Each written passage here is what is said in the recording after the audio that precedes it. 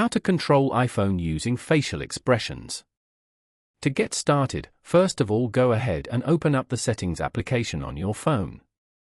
Once you're here, go to Accessibility as shown. Go to the Physical and Motor section and tap on Head Tracking.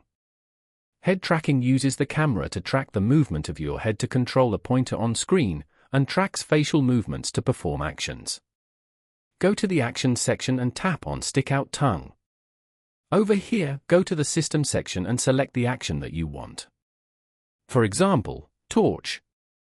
After that, go back and turn on the head tracking feature as shown. As you can see, you can now use this feature to control the pointer on screen. Following these steps, you can easily control iPhone using facial expressions. Thank you for watching.